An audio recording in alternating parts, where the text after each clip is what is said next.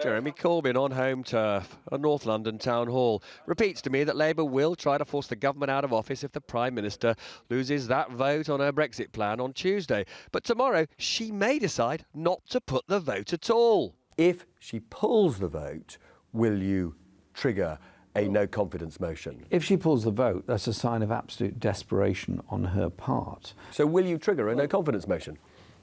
I can't answer a question that isn't yet been put. We'll decide on Tuesday.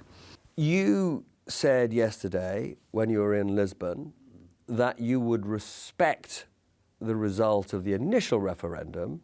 Mm-hmm. Does having another referendum respect that result?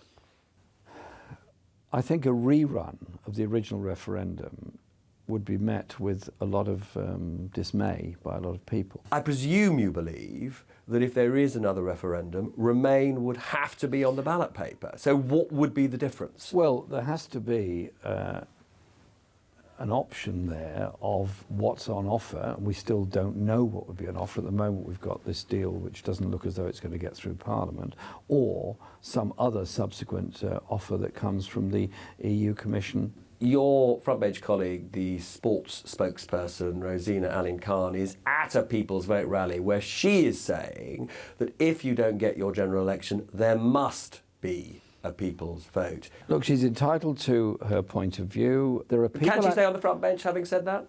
I'll have a discussion with her.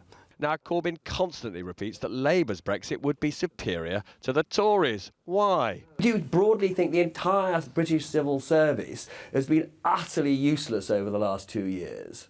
Well, I think the conduct of the negotiations are a wonderful lesson in how not to conduct negotiations. But to be clear, I also talk to European leaders, and there's nothing about what you're proposing which says to them that you would, in practice, get a better deal than Theresa May has got. We would negotiate a customs union with the European Union. We would negotiate those trade arrangements. But these are words. You haven't yet persuaded me that they will be a reality. Well, you're quite a hard person to persuade because I think you're...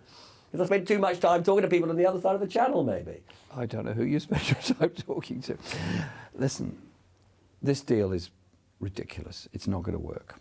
Everybody knows that. It's going to be defeated, I hope, on Tuesday. So if the Prime Minister is this week facing the challenge of her life, so in a different way is he. Her turmoil is his opportunity. Can he seize it?